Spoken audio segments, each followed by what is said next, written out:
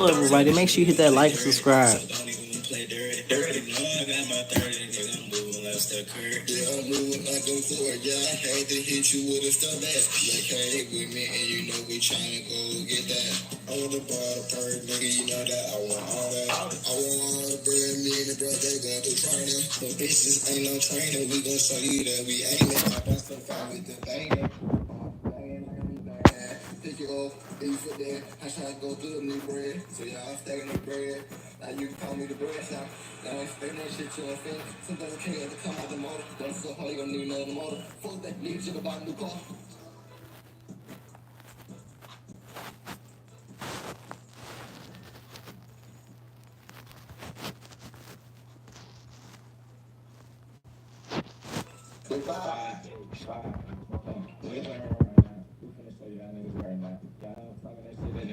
I'm finna show y'all niggas right now.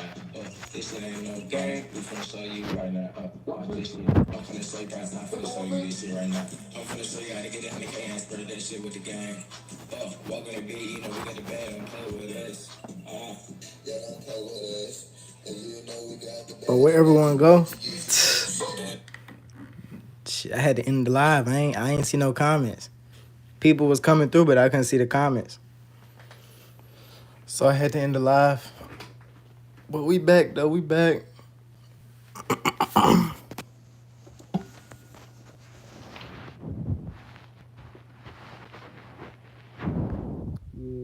they coming back though, they coming back.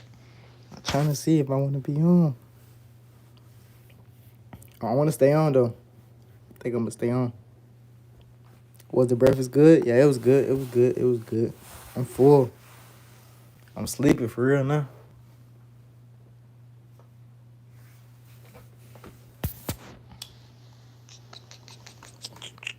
Was your breakfast good? Was yours good?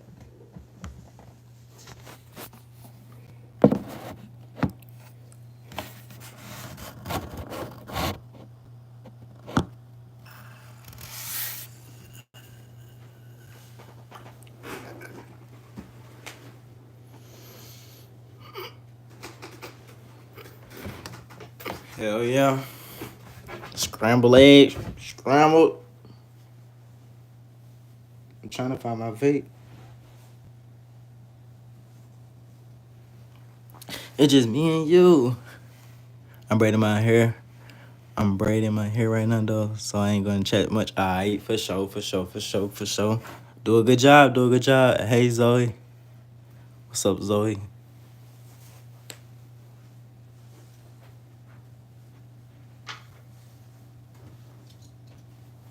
You know that I want all the bread, nigga. You know that I want all that.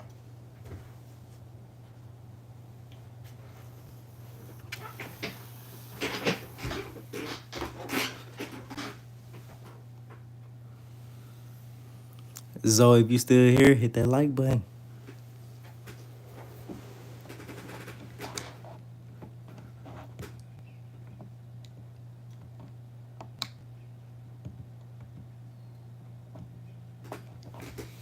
We back, and we live. Thank you for the like. Thank you.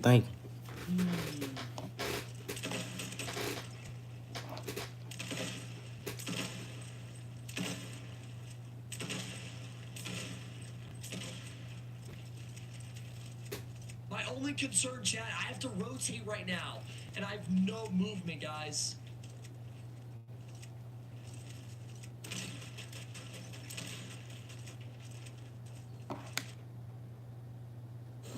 How?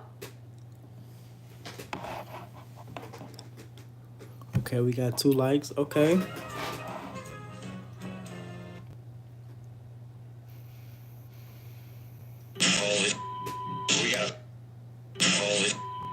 got a body. All right, let's cover it. Murderers and killers are about in today's clip compilation. They have killed men, women, and children out of negligence, hatred, and more, and are gonna face the consequences. These people may very well be the worst killers ever caught on police body cameras. In Jacksonville, Florida, on March 31st, 2022, 34-year-old Pamela Cabrera wanted to see her 5-year-old daughter but did not have custody. She called the police in hopes of being able to see her. This would take a tragic turn later that day. Okay, so there's no court orders for any kind of custody orders or anything listed in Duval County under your name or under her name. So what does that mean? It means that if I don't have any paperwork, there's nothing I can do anyway. Okay, so and they're not even here. So what is it you wanted me to do? And they said that you guys can make that happen. But they're not even here. But you don't have a court order. And if you do have it, you don't have it here that I can see it. So I can't pull it up in the system because it's not a Duval court order. So do you live in Lake City still? No. Where do you live now? Hit that like button, y'all. Hit that like button. Where? In a shelter. Okay.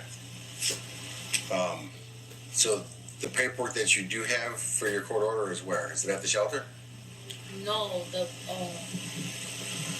case manager has them. And the case manager is in Duval? No, she's in Tampa. She's in Tampa. Was the paperwork filed when you were in Tampa? I think so. We got 5 people. Okay, Hit them so likes, y'all. Hit them likes. Yeah. See, We you know at what I mean? 6. Hit them I'm trying to likes. help you. I'm trying to figure this out. I'm trying to help you. But I don't know what I can do for you since they're not even here. Okay. Okay? So if she comes anytime soon, just call back and we'll come back, okay? Thank you. All right. As of now, the police officer makes clear that there's technically nothing that can be done for Cabrera to legally see her child, who's living with her sister. She alleges to the officer that she's currently homeless and doesn't have the required paperwork in her possession. When the officer leaves, she calls the police a second time. As a result, another officer arrives. Jeffrey. What up, Jeff? Hit that like if you haven't. Hit that like, man. We need all y'all to hit that like button. If y'all haven't, please hit that like button.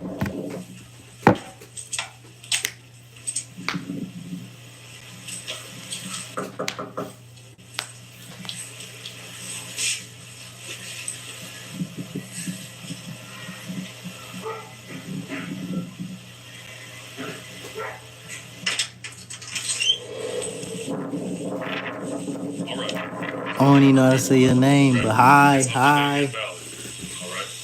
Make sure you hit that like button. Hit that like button.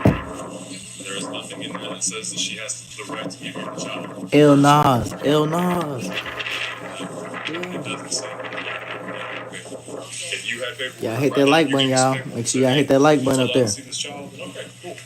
We get the child to you. Need okay? 3 more. But I can't just give you the child. Okay, it don't work like that. I'm saying, but if I don't have the paper, but if I can get something that says I can visit. And you had paperwork signed by the judge and signed by the caregiver in the courts. No, I don't. If you get it off. But that one. No, it doesn't work like that. No, I can't just do that. Okay. I'm sorry. So I'm No, yes, ma'am. Until you can get some paperwork that tells me that you have access to the child currently for visitation, then yes, I would gladly let her know that. So you don't have to do all that. I'm gonna try to do it. She wanted to see her. You talk calling this the lady here. She already said no twice and she doesn't want you to have it. Okay. I know, but I want to see her. What am I doing? I'm just watching YouTube. Chilling. What you doing?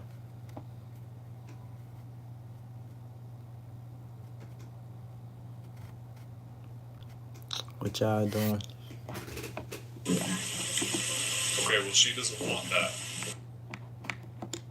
Trespassing you immediately, so I'm giving Not knowing that the suspect that she you to leave. Okay? She didn't tell me that she wanted you trespassed from the property. But if she did, I would be trespassing you immediately, so I'm giving you a chance to leave. Okay? Okay. Thank you, ma'am. Despite attempting to see her daughter, the second officer tells the suspect that she could be trespassed right now, but instead gives her an opportunity to leave the scene. Cabrera's sister explains that her sibling lost custody over her child as she didn't get her mental health checked out and got in trouble with the law. After this, the second officer leaves, not knowing that later Cabrera would kidnap the child while armed with a knife. Another officer spotted her running numerous red lights to Interstate 95 South and nearly hitting other vehicles and initiated a chase. This would last for 30 miles before heading toward 9B East, where she drove directly into a retention pond.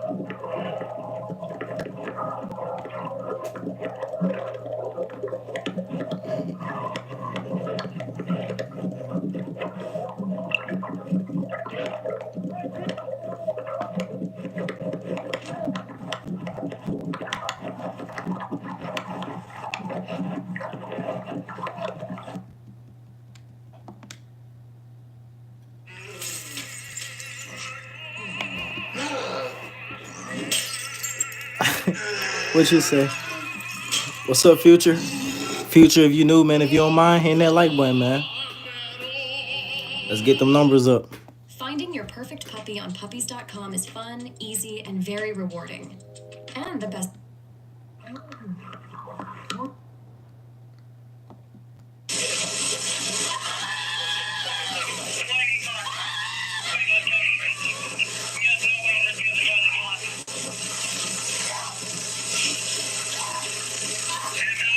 This is crazy.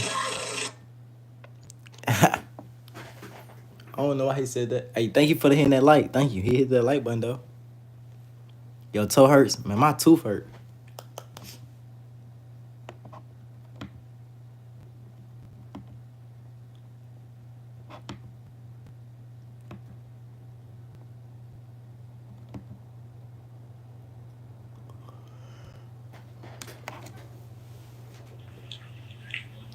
Step out of the car.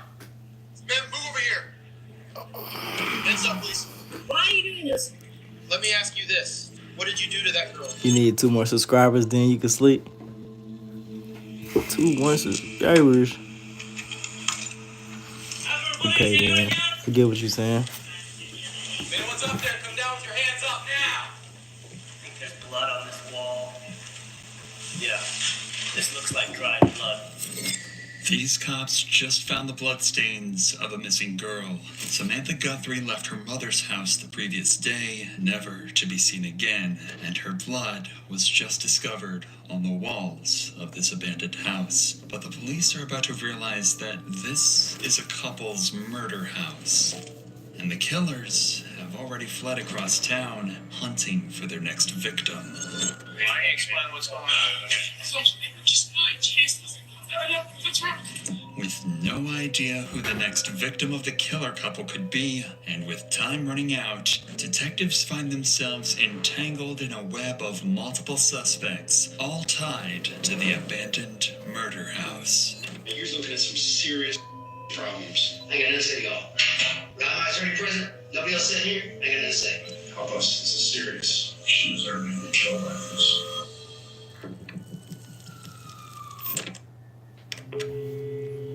Everything started in November 2018, when a mother called police worried that her daughter had vanished without a trace. It had already been more than a day since anyone had seen 18-year-old Samantha Guthrie, and the cops arrived quickly to take her mother, Joni's, statement. Oh, what's going on? Okay, 4. Okay. How old's your daughter? She's 18. Okay, so what makes her missing?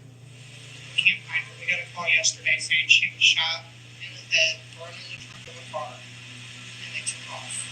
The police were called yesterday. They went over to the house that it supposedly happened at. They checked. They said they didn't see anything. Right. Okay. And where was this supposed to be at? On Lillian.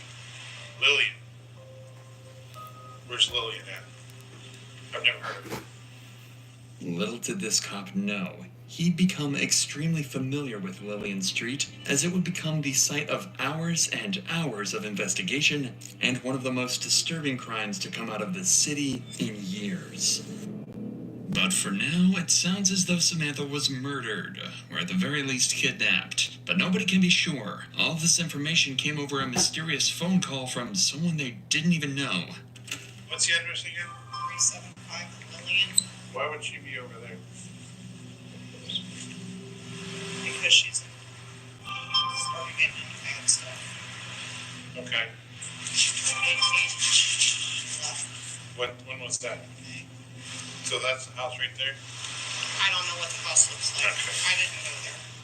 It turns out the house that Joni is talking about was due to be boarded up in just a few days. It's in a rough area of town and has been abandoned for months. And as Joni said, Samantha had been struggling heavily. She left home as soon as she turned 18 and instantly fell in with a bad crowd. She was often seen frequenting abandoned houses known to be used by drug abusers and criminals, and she was slowly getting more distant from her family. Yeah, the Lillian address is vacant. I know. And the officers had it boarded up. So, they didn't see no blood, no nothing. To be honest with you, right now. After this, Joni would give over a description of Samantha, including a distinctive butterfly tattoo on her right arm, before telling the cop one more crucial piece of information. The name of the person she was last with, the supposed person that shot her. Okay, sure. Danny Hamby. Who? Danny Hamby?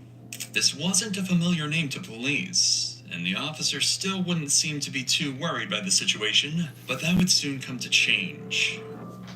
Because the very same evening, after publishing a missing persons report of Samantha, a lone man would come to police claiming he knew exactly what happened to her, and would lead But the grind don't police to launch stop. a months-long investigation into multiple people, all connected to the abandoned murder house. But before we get to that, I want to tell you about Surfshark, the sponsor of today's video. Surfshark can help you save money, secure your browsing, and even unlock way more TV shows and movies than you currently have access to. Sounds crazy, right? But it's true. If you have Netflix, Prime Video, or pretty much any other streaming platform, they limit what content you can actually view. For example, in the US, you can't watch Friends, It's Always Sunny in Philadelphia, or Pulp Fiction on Netflix. But if you use Surfshark, you can watch all three of them on Netflix. And that's not all. Surfshark also keeps your internet browsing safe and secure. Did you know that whoever provides you with your Wi-Fi can potentially see every website you visit? With Surfshark's VPN, all of this is hidden. Plus, many websites track your activity and will increase prices on products you frequently view or purchase. By using a VPN like Surfshark, you can avoid being tracked by any website and literally save money. And the best part, they're running a huge Black Friday sale where you can get 4 extra months of Surfshark at an unbeatable price. All you need to do is head to surfshark.com/insanity or click the link in the description. Grab your Surfshark for less than a cup of coffee a month and you'll get 4 extra months for free. With that said, let's get back to the case. Back in Akron, police had just published a detailed description of Samantha, and the morning after, a very worried man would contact and claim to have details that could either save her life or lead them to her body. All right, today is Tuesday, and we're here with, what's your first name? John Marshall. All right, so we're here to talk about something that happened over on Lillian Street back in November 4th. All right, why don't you tell me about what happened that night? John Marshall was the first of many witnesses in this case, and he got in contact with the cops after hearing that they were looking for Samantha. Apparently, he was actually at the house on the night everything happened, and saw it all with his own 2 eyes. The problem is, it almost sounds too good to be true. The cops don't know Marshall and can't necessarily trust him to give a truthful statement, meaning they'll have to verify all evidence he gives over. So as Marshall talks to the cops, we've been keeping track of each piece of information and then following how the cops investigate and verify it all in order to hopefully solve the case and You hit 400? Okay then, okay then, okay then. Okay then. Congratulations, my boy.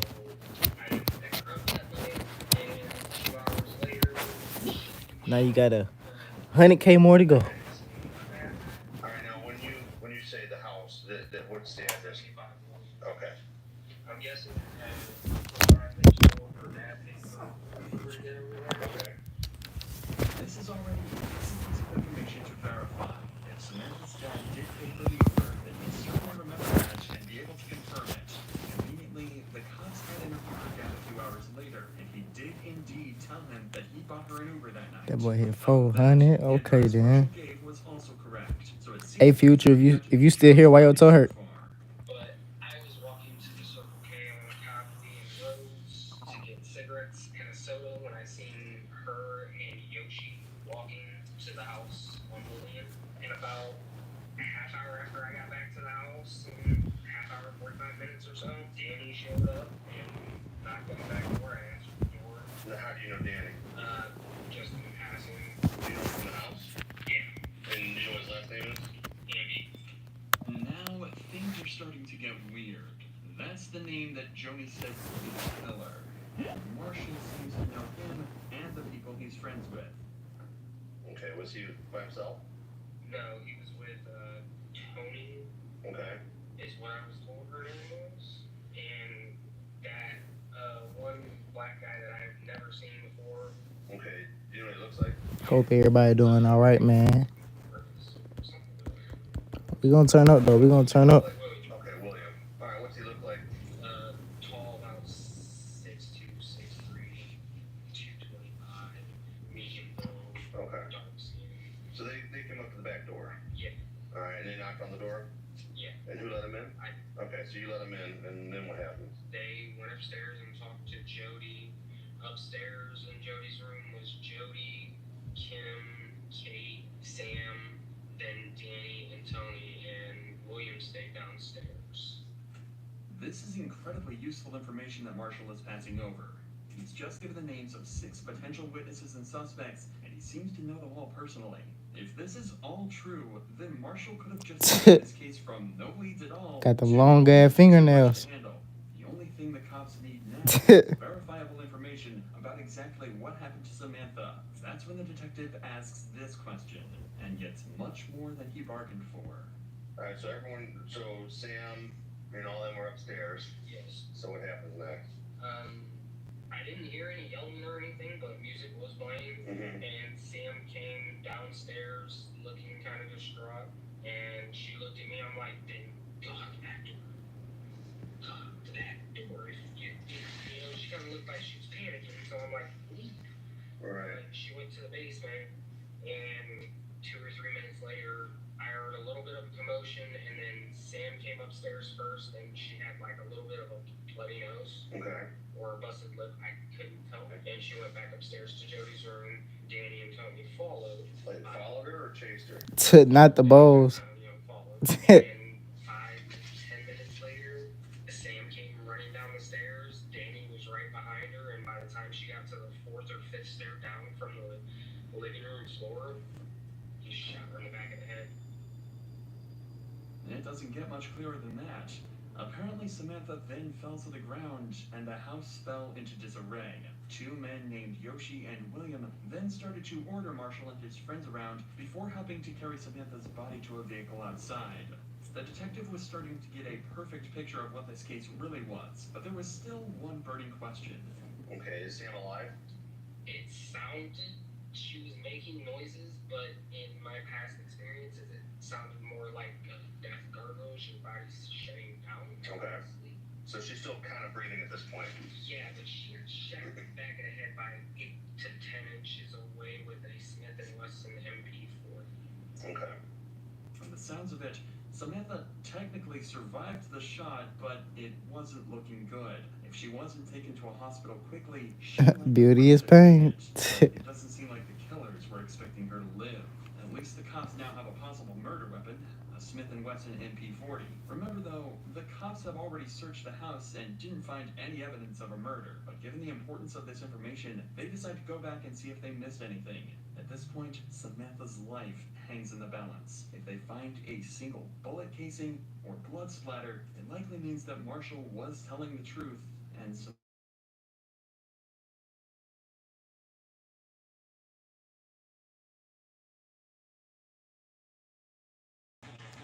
I'm back. I'm back. I'm back.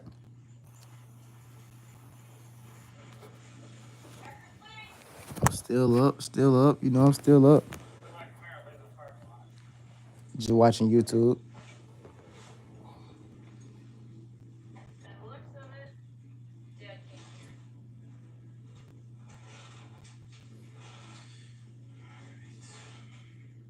It seems like the house is empty, but it's a complete mess. There's no obvious evidence of a murder anywhere, so it's now clear why the cops didn't find anything their first time here. However, Marshall had told them two very important things: exactly where the shot was allegedly taken, and more importantly, that William and Yoshi had actually come back to clean up the scene. That means that any signs of the murder could be extremely difficult to find, but not impossible. In fact, you've actually already seen some evidence that proves Marshall's story to be 100% true. Take another look at the marking on this wall, right below the crack. It's a little difficult to see, but that isn't graffiti. That's Samantha Guthrie's blood. Once the cops spotted this, it all fell into place. Multiple blood spatters that hadn't been cleaned up were found on the walls, as well as the bullet casings that looked similar to the bullets that the Smith & Wesson MP40 uses. Marshall was telling the truth. Danny and Tony were now wanted for murder, and they had 4 other witnesses they could use to track them down and convict them. And in fact, they wouldn't have to wait long, as police were soon called to a house where a girl claimed a couple had chased her with a gun.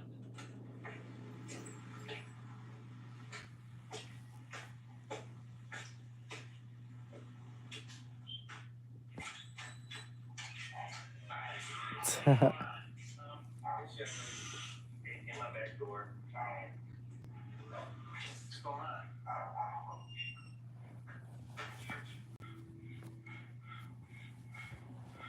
Want to step outside and talk? Let's see. Who's they?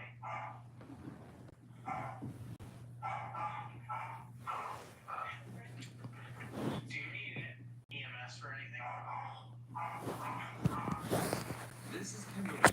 One of the girls that Marshall mentioned was at the house the day Samantha was shot. The owners of this home called the cops after she begged them to let her inside, as she was being chased, allegedly by some others that frequent the house on Lillian Street. The cops are desperate to know what could have possibly made her this distressed, so they bring her outside to their cruiser to talk.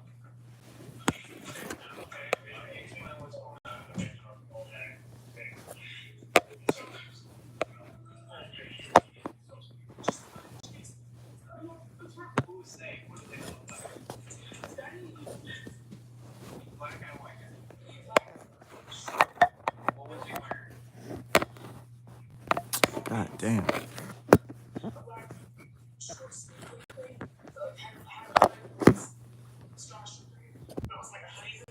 Just one black guy? Y'all hit that like button Black and white guy? if you haven't.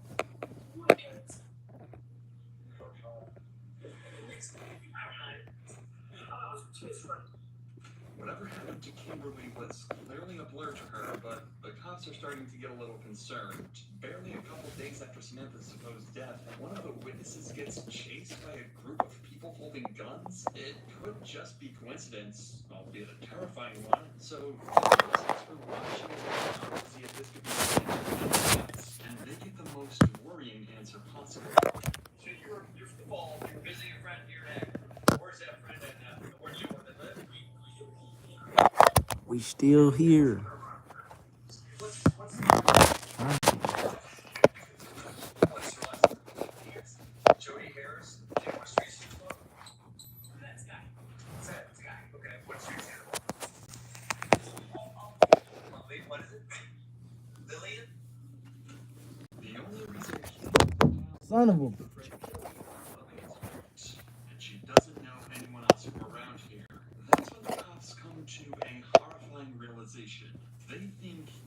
was just attacked because she was a witness to Samantha's supposed murder. And now they have a terrifying situation on their hands. If they don't track down the killers and all their accomplices quickly, they could be looking at a lot more than just one murder.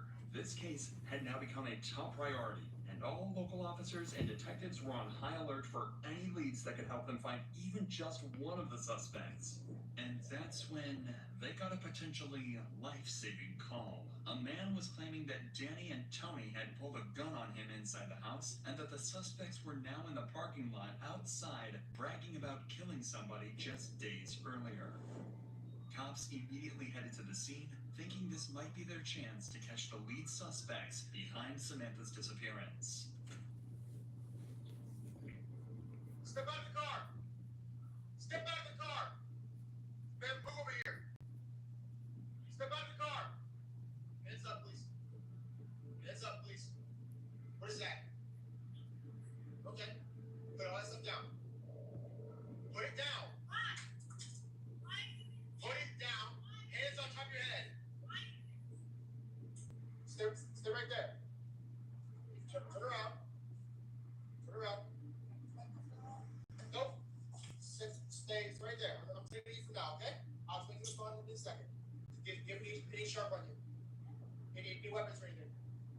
Don't reach for nothing. Give me any weapons on you. Have a seat. Stand up for me.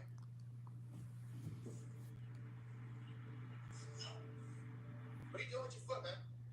I got blisters. Blisters. It's called There's another one here. Right. Don't reach. Yeah. Sit park right here. Okay. I'll take care of it. I just want to make sure I got a bag of needles. Oh, bag of needles, sir? So far, this has been surprisingly easy. At this point, the officer had no idea it would actually be the interrogations that'd be the hardest part of this process, but he's enjoying the simplicity while it lasts. Soon, a couple more officers arrive on the scene to help search Danny and Tori, secure them, and collect some information before they're taken away for questioning. I haven't been upstairs to talk to whoever lives here yet. When I pulled up, he was in the driver's seat. She was digging in the trunk. She saw me because she did something, but she closed it real fast. I just didn't put it back on and make sure that your guns on. But if you guys can try to get hold of him, figure out what the hell is going on here. You don't have anything on you that's gonna put me for anything like that, right? No weapons we need to be aware of. If you do, tell me now. Where is it at? Loaded?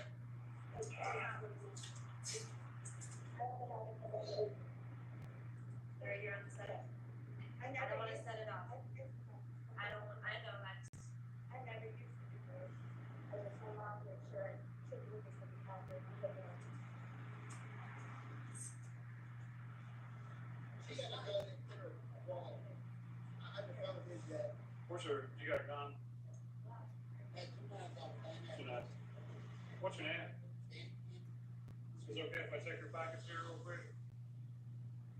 Yeah, we're not trying to get no hurt. We got a call that people with guns, and warrants, and things like that. Warrants?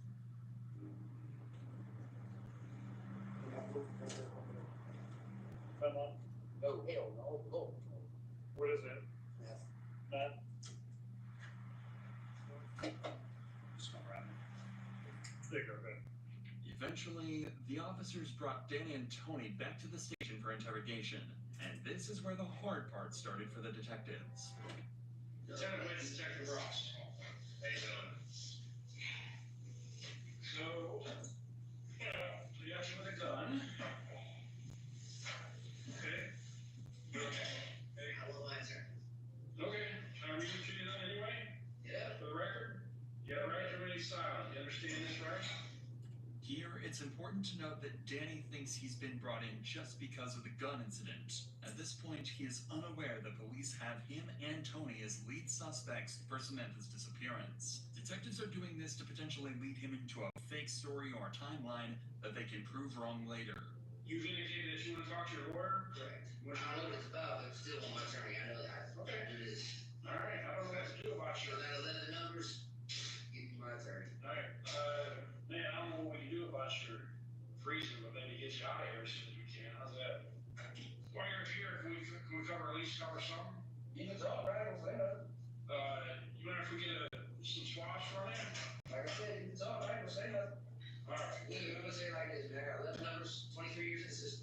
gotta say to y'all. Not my attorney present. Nobody else sitting here. I got nothing to say. Danny's been in this situation before, and he knows exactly what to do. At the very least, stall the detective's process for as long as possible. He's staying quiet and refusing to speak without an attorney present, as is his right. So the detectives have no other choice but to switch over to Tony and see if she will budge instead. Yes. One lieutenant witness, Detective Ross. But And I didn't know anything else because I would have never had a weapon before in my life. My mom gave it to me because I started working here at the bank. So we're gonna read your Miranda rights, okay? they already did that. Okay, good. Okay, you understand and everything? Okay. There's a girl that's missing. And we have strong reason to believe he's involved in her disappearance. He couldn't do that. So, He couldn't do that why couldn't you do it? because he's not that type of person. Okay, but like I said, we have a lot of information pointing to his involvement in this girl's disappearance. So what I want from you is to know if you've ever seen this girl before. If you're part of the you want to know if you've seen her. Okay, and you've never seen her before, that's true. They're deciding to be a lot more upfront with Tony and treat her not as a suspect, but more of a witness. It's likely she wouldn't confess to being involved in the murder, but they think there could be a chance that she'd turn Danny in if she thought it meant she'd get away. Unfortunately, though, having been on the wrong side of the law in the past herself, she's not about to help the cops out so easily. I'm gonna be straight with you. He's looking at some serious problems.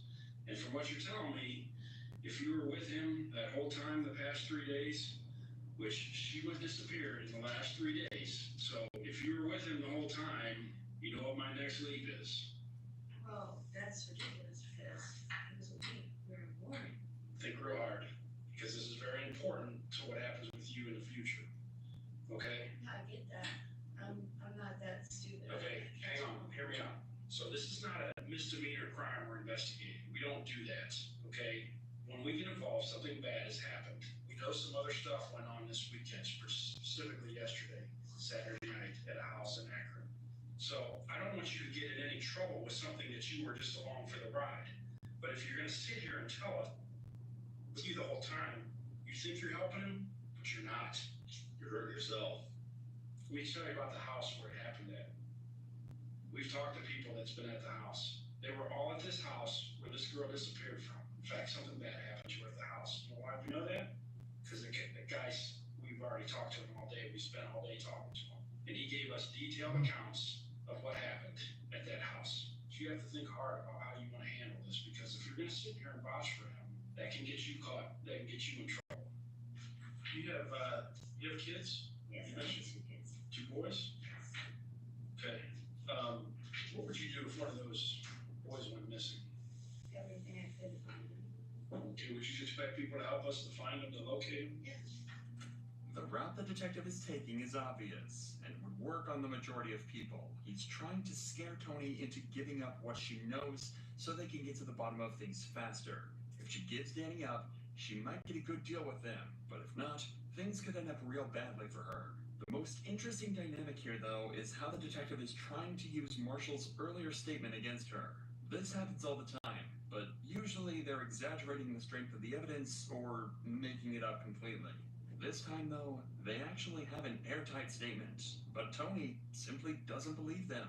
That means she thinks she can just continue to deny everything, and instead of taking a deal for less jail time, she can just get away with no charges. So with this in mind, watch how confidently she denies everything, unaware that the detectives know every word she speaks is a lie. So, this girl, family, has been out looking for her all day. Okay, but unfortunately, we already know what happened to her. So from here on out, anything that based on what you're telling us, we're giving you this chance to talk to us now. Anything that in relation to her, what happened to this girl, is going to be attached to you too. Okay? Because we're giving you a chance. But if you want to cover for him, that's fine. I don't care. It don't matter. It don't matter to me. We're going to move on with the investigation. That this happened to that girl. We have reason to believe you were there. I was there. I don't kick it and act like that. I just started to come out when I got hired. We're not saying that it was every But we're saying that we have reason to believe, based on what we've been doing all day, you were there. No, sorry, I've never seen that girl. And we have people that have told us you were there. Oh, that's ridiculous, because I don't know anybody really from that. You know, actually, in addition to the people that we talked to, said that this all started because you and this girl got into some kind of altercation. I don't know this girl. I've never seen this girl. No tweaking. Okay, like I said, once we move forward with this investigation, from what you're telling us that you're with him, you're going to be attached to whatever we do with him. You understand that, right? Okay. Just so we got that clear. I've never seen that girl. Who's that? I don't know who that is either. You hardly even know that. I looked at him. I don't know who that is. Well, I got to know him. So Detective Ross, we got to know him a lot today. We spent the entire day with him. What's his name? And, well, that's not important. You don't know him, so what difference does it make? In reality, Tony is extremely familiar with the man in the photo, as he's the man that helped load Samantha into her car. That man is Yoshi. Conveniently, Yoshi, whose real name is Dylan, had just been brought in on unrelated warrants, and detectives couldn't believe their luck. One of the main witnesses, possibly even an accomplice, had been brought right to them without any effort whatsoever. The best part? Dylan wasn't the hardened criminal they expected. In fact, his interrogation was unlike anything you've ever seen. Not only is it truly heartbreaking, but it was actually key to putting not one, not two, but 3 people behind bars for Samantha's murder. Help us. This is serious. Did something bad happen to her? It's gotta go. She's a young girl, man. What happened to her? I don't know. I just met her a couple of days ago.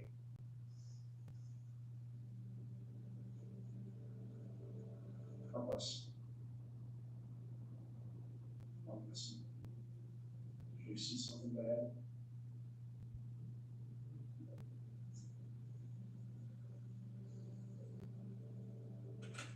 Not 5 minutes into the interview, we see an emotion painted on Dylan's face you don't often see in the interrogation room.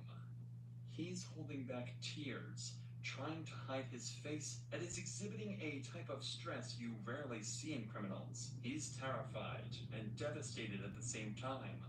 After all, he's just 19 years old. He shouldn't be caught up in all of this. The detective picks up on this immediately and wants to figure out precisely why Dylan feels so strongly about all this. They spend some time discussing simple details, with Dylan deflecting pretty much everything. But this whole time, the stress is building up in Dylan, and 15 minutes later, the detective notices that he's on the verge of completely breaking down, and he decides to exploit this perfectly.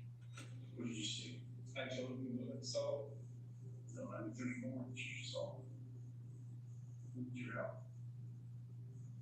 She deserved to show like this. Help us. What if this is your family member, your sister? Hey, there comes a time where in your life where you have to make a right decision, do the right thing. We need your help. She's actually dead. Okay. Is she? That's what I'm talking to you. Did you see something happen to her? If we talk about it, you're gonna feel like the weight of the world is off your shoulders.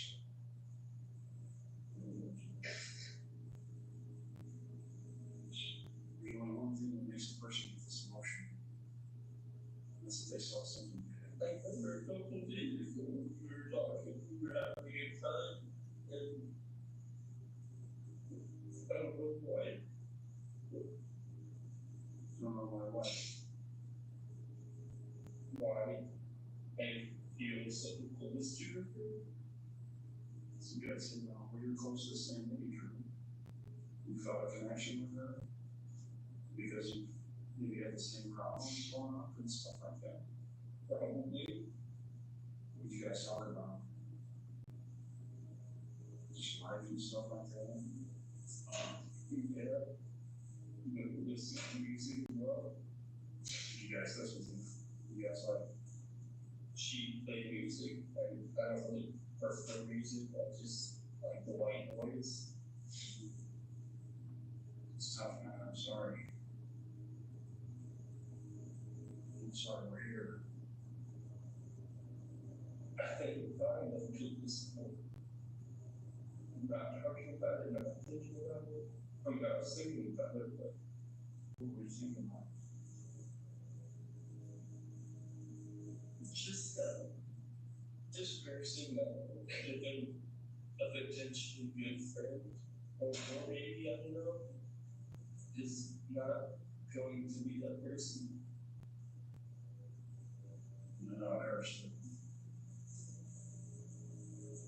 Maybe you can help her. She may not be here, but that doesn't mean you can't. Help her alone. Let's find out why. There are hardly any words to describe what Dylan must I'm be having feeling. bad dreams like a He motherfucker. was clearly born on the wrong side of the tracks and fell in with a bad crowd. He also clearly loved Samantha, which is really the most tragic of all. Over the dozens of interrogations with witnesses that were conducted, detectives realized that Samantha was murdered over a small disagreement with Danny and Tony. It was meaningless, senseless, and ruined their lives, and Dylan is unwillingly right in the center of it all. The detective gives Dylan a moment to calm down and work through his emotions. Then he tells Dylan that he has one more chance to tell him what happened. Bring peace to his family and get to the bottom of this once and for all. I just had like 2 weird dreams. What the fuck? So I think that I guess sister or someone came in with her and yelled at each other arguing, yelled towards the direction of downstairs. She turned around and came back, either slapped her or put something on her cheek or something. I don't know. And she went downstairs. While she was downstairs, on that corner, to go down the rest of the stairs. He followed her and held the gun up, shot. I don't know where he hit her. He only grazed her. She fell on the ground at the bottom of the stairs. I had to carry her up to the trunk and shot. Did nothing to him? Didn't carry her up to the trunk? I wasn't not going to. I'm full. It's time to get a nap in. Still have the gun out that time. But I mean, that's not what had me do it. I mean, there was a body and blood everywhere. So we got all the French yard, or I got all the French yard. Tore up the carpet. Cleaned up the wood floor. Where's the carpet at? On where? Burned. If you get all the furniture out of there. Moved it. What did you do once it was outside? Well, it's outside. It's all in the kitchen. Still in there? Everything Dylan has said lines up perfectly with not just Marshall's statement, but the evidence too. Outside, the detectives found a fire pit where something had recently been burned. They surmised that this was a carpet with all of Samantha's blood on it. And inside, right at the bottom of the stairs we looked at earlier, a large area of carpet and drywall are missing, right where Samantha was shot. However, that's where Dylan says his involvement ended, meaning he can't answer the single most important question that the detective still had. Where was Samantha's body? For that, they told Where the cops is to the turn to phone the number? fourth and final suspect that the cops I'm had just since the talking. very beginning, William, who Dylan said left in the car with Danny to hide Samantha's body. Our concern is obviously mostly for the family. I think you're probably feeling that way too, a little bit. Whatever this girl's relationship with her mom and dad, she has a mom and dad, and they want to be able to bury the kid. Because she's dead. I mean, you're probably wiped out. We're wiped out. So I obviously we're wiped out too. We, I mean, probably, I understand you're having some issues as far as where you guys actually were at. I want you to try at least think of about where are you going? Let's put the body in the back of the car. I remember going. Don't forget about him, y'all. Fortunately, it's the way that I was laying down in the back. We were like actually physically laid down, or yeah, like kind of relaxed. No, the we were all the way out. They want me to lay low, like I scrunched up, down. As I thought, they want me to lay down in the bag, and they want me to see where we're going. And I really thought that was it for me, really. William was happy to cooperate with the detectives, which made their jobs considerably easier. The only problem is that he didn't actually see where they drove. He was forced to lay down in the back of the car, so nobody saw him in the car from the outside, so he might not be as helpful as the detectives initially thought. However, he was able to tell them that they didn't travel for very long and gave a description of the area where they finally hid the body. Was there like a lot of, was it a real rural area? Yeah, it was getting more rural at that point. Yeah. I remember it's a lot of, before we got to this fenced off area where you wanted to just to your bodies. I just remember that a lot of taller trees. I remember seeing a lot of orange, a lot of fall colors. Yeah, it's really popping out. Like it was just really, really bright because there's so many trees. So I knew we were getting more work. When I popped up to the car, it was just like a 2-lane road. Not really marked. Just a 2-lane road. I didn't see any cars. It wasn't the most detailed description ever, but it turns out it was all they needed. A few days later, an officer mentioned they might know an area just outside of Akron that matched the description. So they sent out a patrol car to search the area, and sure enough, they found it. Samantha's body lying amongst the dirt, not even buried, just dumped out in the open. Immediately, they were able to identify it by the butterfly tattoo on her arm that her mother had mentioned all those days ago. Their search had finally come to an end, and her family could finally make peace. The only question now was what to do with the suspects. The detectives clearly named Danny as the murderer, with Tony having a large role in the murder too. However, despite how helpful William ended up being, the rest of his interview and other witness statements implied he had a lot more to do with the murder than he initially let on. So he was charged with abuse of a corpse and tampering with evidence, with a sentence of 10 years. And the court had to decide on the fate of Dylan, the 19-year-old. They decided that he shouldn't have been involved in this, and given a second chance, he might be able to get his life back on track. So he was charged with tampering and obstructing, but he was only given 5 years of probation. As for the killer couple, Tony was given 16 years for tampering with evidence and obstruction of justice, and Danny was charged with murder and abuse of a corpse, and given a life sentence with the possibility of parole after 24 years. Thanks again, Surfshark, for sponsoring this video. Head over to surfshark.com/insanity or click the link in the description for 4 extra months of Surfshark at an unbeatable price. Eastern Shore Used Car Center cares. We know bad things happen to good people and we want to help. Come down to Eastern Shore Used Car Center today and let one of our experts help you select a vehicle that works for your needs and budget. Choose from our huge selection of cars, trucks, vans, and SUVs, and then let us go to work for you. We have relationships with many local banks, credit unions, and financial institutions. We do everything in our power to help get you approved.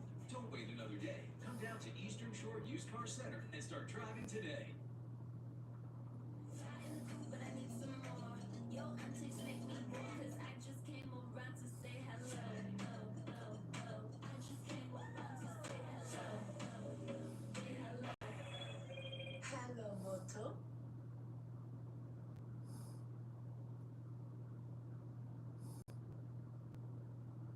June 20th, 2019. A worried father calls the Salt Lake City Police Department from his home in California. Yeah, I'd like to get, if possible, have a wellness check done on my daughter. I've been trying to get a hold of her all week. I was just wondering if I could have somebody maybe go by her house and check on her. Mackenzie Lewick, a 23-year-old college student had just returned to Salt Lake City after spending a week at home for a family funeral. Her last text to her mother was simple. Landed. Love you, Mama. There was no hint that it might be her final message. When her parents dropped her off at the airport, they expected to see her again when the semester ended. But Mackenzie never made it home after her late-night flight. And as days passed without contact, their worst fears began to unfold. Last time I heard from her, she got off the plane coming back from LA. It was 1 a.m. She was going to grab an Uber and go home, but that's the last I heard from her. So 1 a.m. this morning? No, 1 a.m. Monday morning. So we've been trying to get a hold of her all week. Usually it's unlike her return call, but it goes straight to voicemail. Mackenzie, a dedicated student, was now missing. The investigation that followed would unravel a chilling mystery. CCTV footage, phone records, and police interrogations revealing the brutal fate that she met in the early hours of June 17th. Join us at The Decoder as we trace the timeline of Mackenzie Lueck's final moments and uncover the truth behind her tragic disappearance. This case takes us to Salt Lake City, the capital of Utah. With a violent crime rate of 9.79 per 1,000 residents, Salt Lake City has a crime rate higher than that of Mackenzie's native Los Angeles by 1 in 1,000. But no one expects that 1 in 1,000 to make a difference, and no one expects to be that one. Mackenzie was in Salt Lake City to finish her studies at the University of Utah, just 2 semesters away from earning her degree. Living with 2 roommates, her life seemed typical for a college student.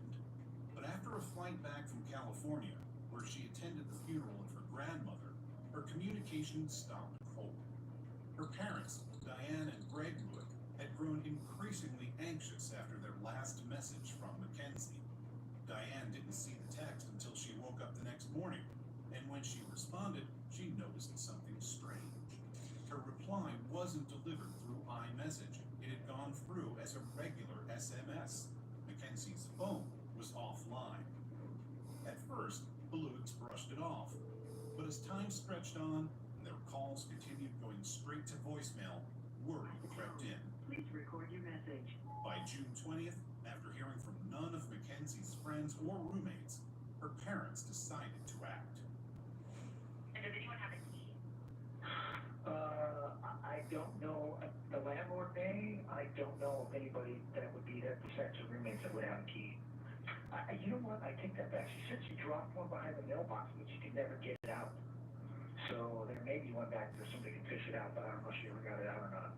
The police's first step was to carry out a wellness check at Mackenzie's address in Salt Lake City, on the assumption that she made it back there from the airport. You know where your landlord lives? Does he live on the premises, or how we get a hold of him to maybe get a key or something like that if we need it? Yeah, key to the apartment so that we might be able to go in there just in case she is in there injured or something like that. They tried to contact the landlord, but received no reply. I don't think University of Utah is going to give us any information. Like, we could probably call up there and see if she's supposed to be in a class. Yeah, she's enrolled. They could go check her class to see if she's there, but it's their car. And landlord's not answering his phone, so I just left him a message. Eventually, one of Mackenzie's roommates let them into the house. He said that Mackenzie had asked him to take care of her cat while she was in California, and that she'd said she was returning to Salt Lake City that week, but he didn't know exactly when. On a search of the property, the police didn't find the suitcase Mackenzie had traveled with. Her car was still in the driveway, and there were no signs of foul play. The implication was clear. She'd never made it home. There were other concerning signs. She hadn't been seen in class all week, and she was due to submit an online midterm exam by midnight that night, June 20th, and she hadn't yet logged into the portal.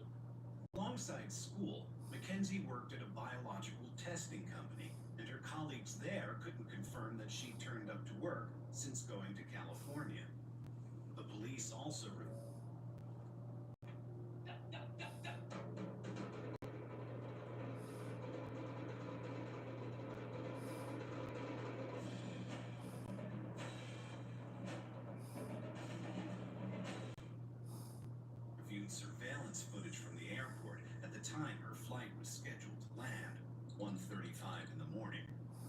was listed on the manifest, meaning that she had indeed gotten on the flight as planned, which aligned with her text to her mom upon landing.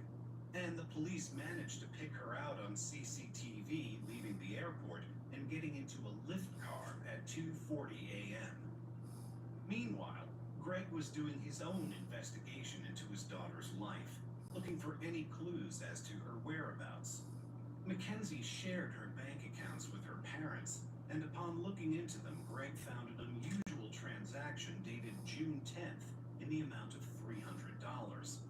And lately, she hadn't been asking her parents to assist her with tuition payments or rent, and she'd recently bought new furniture.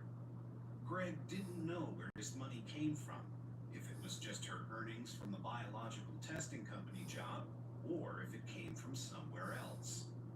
Mackenzie's brother knew that she had been seeing men through the Tinder app, and that she might have a boyfriend who lived in Park City, but he didn't know this possible boyfriend's name. Nonetheless, it was a lead. One of her sorority sisters also corroborated that she'd been seeing men through Tinder and said Mackenzie had confessed a desire to become a stripper. I think she was trying to almost gain confidence and security in herself. I think she realized she was really shy and she wanted to be more outgoing and meet people. Greg contacted AT&T to look into Mackenzie's phone records. On June 17th, between 1:50 and 1:58 a.m., so after Mackenzie had landed in Salt Lake City, she had texted one number 8 times.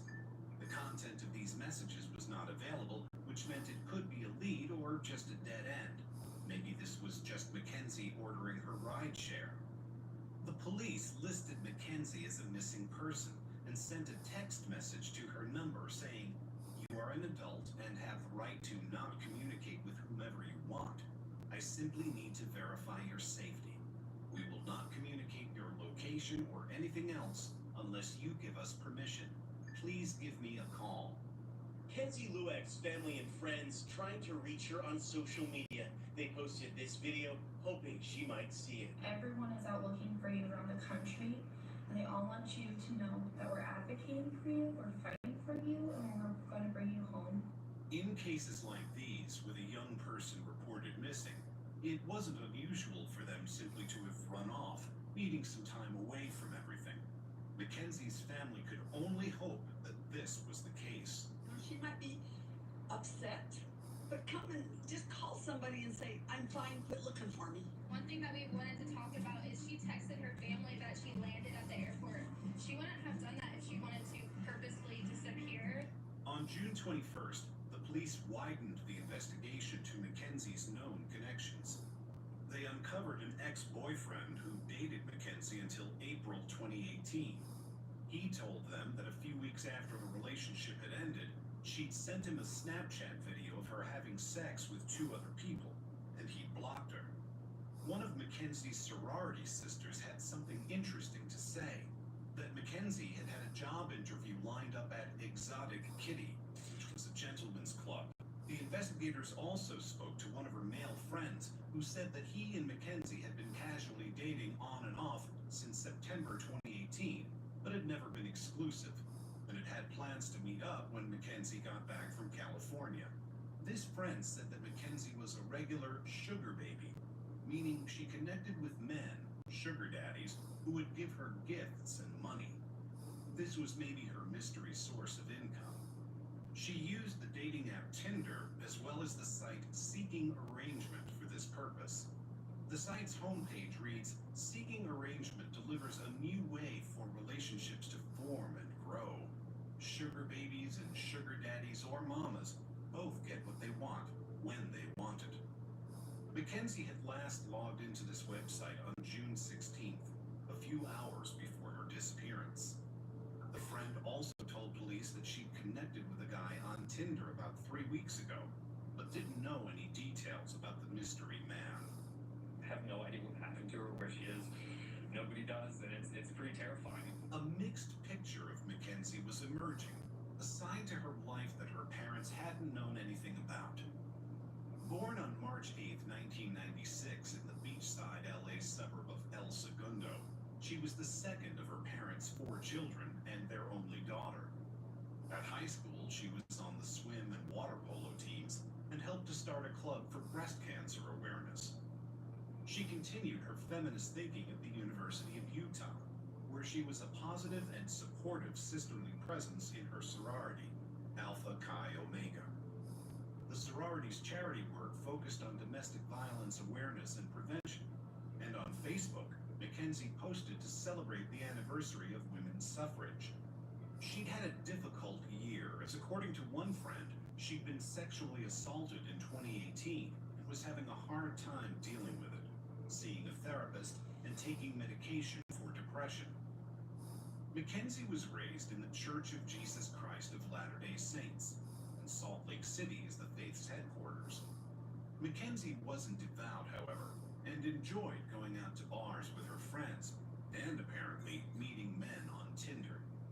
She'd also recently come out to her family as bisexual, though her friends and family weren't aware of any women she was seeing.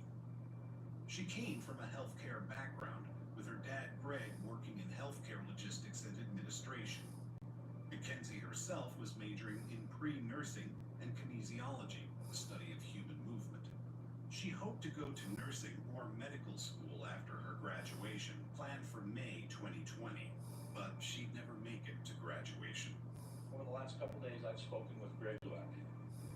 I can feel the heartache and the pain and the suffering in his voice as we spoke.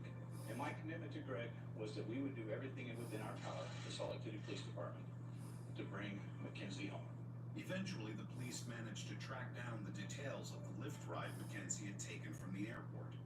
Information in her email inbox showed she'd been picked up at 2:40 a.m. on June 17th, and then dropped off at 16 East Center Street, North Salt Lake at 2:59 a.m., 19 minutes later.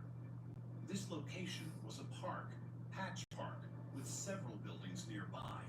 There was no obvious reason for Mackenzie to be there. Confirm that this was the location where she was last seen, Hatch Park, here in North Salt Lake. Investigators now revealing she met someone else after getting dropped off.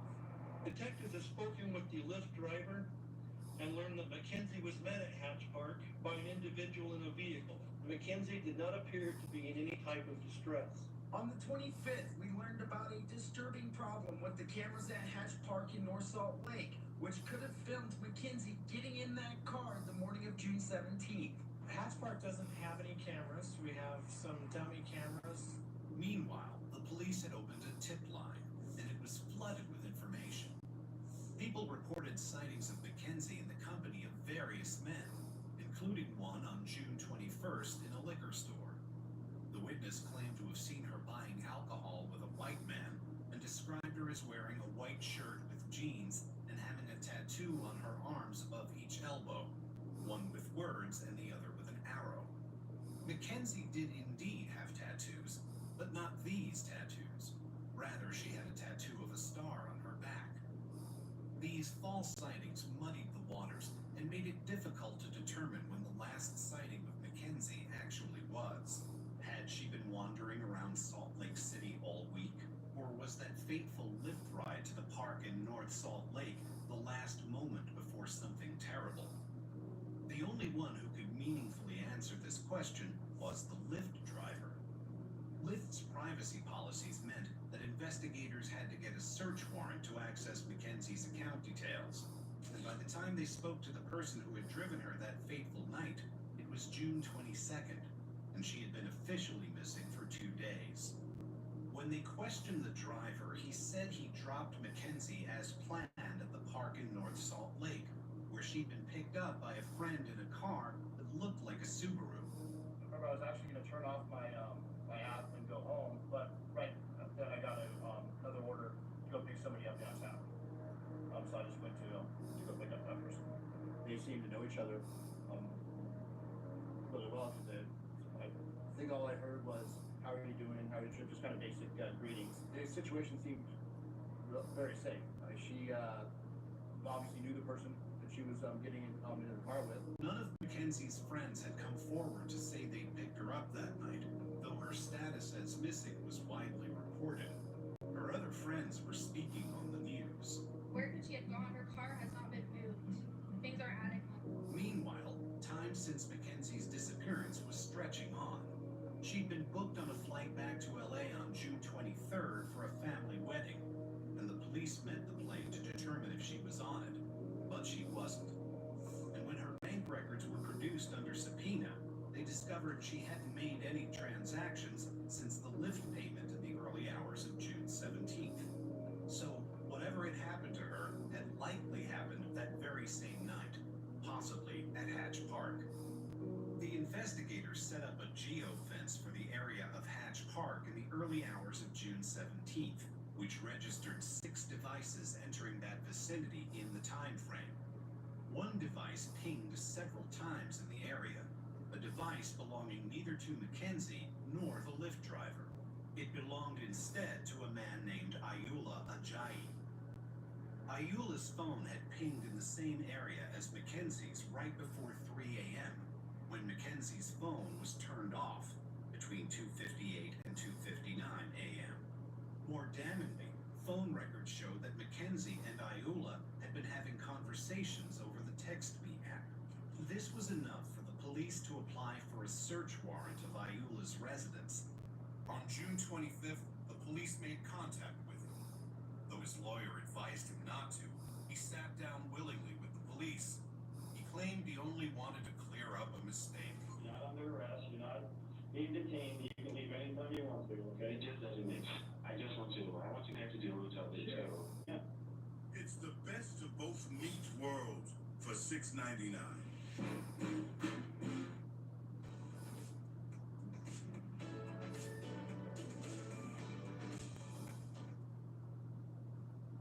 Because when you say my IP is showing, that means something is wrong. AJ worked in IT, meaning he understood the significance of his geolocation and the way they triangulated his proximity to Mackenzie on the night she disappeared. He claimed he wanted to clear up any confusion, and he mentioned his alibi right out of the starting gate. So, I have a security camera in front of the house, and then I have one inside the house. So that's my baby. Remember, she was with me on that day. That's according to the video, she was with me. He said his baby mama's first name was Michelle, and that he didn't know her last name. She was 8 months pregnant with his child, but they weren't together. AJ seemed to feel guilt, however, about using the seeking arrangement site. So I have PTSD and anxiety. I just need to talk to someone whenever I'm alone and I'm freaking out. So this is a seeking arrangement website? Yes. Okay. So, and I go through the whole everything. I can't see anyone that matched that profile and that matched that picture. Okay. But if you see, you can see most of them are in Seattle, Upton, everywhere around the world. Okay. So I never even try to meet them. I just need someone to talk to whenever I'm freaking out, so to calm down. So even some of them are in Washington, D.C. And one in Logan. So all of them, all we just do is to talk. And if I met her from there, I'm positive that I probably don't want to meet her because all this is not revealed to my baby mama, and I don't want her to know about it, so I never meet any of them. He couldn't deny that he'd been using the website since the investigators had concrete evidence. He did, however, deny meeting Mackenzie through the site. But why had they texted outside of the site on June 16th, only 9 hours before she went missing? AJ claimed that she must have found his phone number on his profile and texted him the question mark to ask if he was interested. So you're still saying that that's the only text and that's the only messages you got from her, right? That I can remember. So for her to just send me a question mark, so there's a possibility that I've talked to her in the past. And don't get me wrong, I'm not saying you did this or you were involved in it at all. I'm just saying that someone at your house or someone was using your IP address, that's all. Yeah. I'm just trying to get to the bottom of it. I would like to do that because I'm freaking out already. I have anxiety and I have PTSD, so that's why I've been calling you, like, please let me help if any way I can help. Even my lawyer don't want me to come here right now. He claimed he didn't save numbers in his phone, and so he didn't recall if he talked to Mackenzie before. When she asked for a photo, he sent her a selfie, and she never responded to it. Earlier you said we could have to take your phone and download it. Are you still willing to do that or no? I just need to call my lawyer and see, okay? Because I want to help as much as I can. Sure. But she's saying that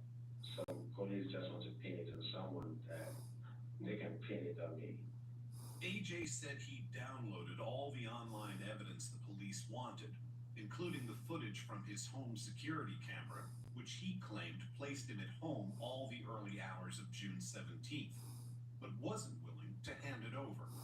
AJ, the only reason, you can understand if this was your sister or something, or your mom, we'd be working just as hard to find her for you, okay? This family is in the same, in that same boat. We just want to do everything we can, and just because you've chatted with her, you've texted back and forth twice, or however many times, and it's bouncing off your IP address, we just want to cross every avenue, make sure that people are involved, people who are staying with you, people might be parked outside your house using your Wi-Fi. We just want to make sure. AJ excused the coincidences as best he could. He wasn't under arrest. However, at the end of the interview, police confiscated his cell phones before allowing him to leave. And on the following day, they executed a search warrant at his house. That's a search warrant. Can I borrow your phone then to call my lawyer? He was broadly cooperative, but he questioned why they confiscated his phone as evidence. They then proceeded to search the house.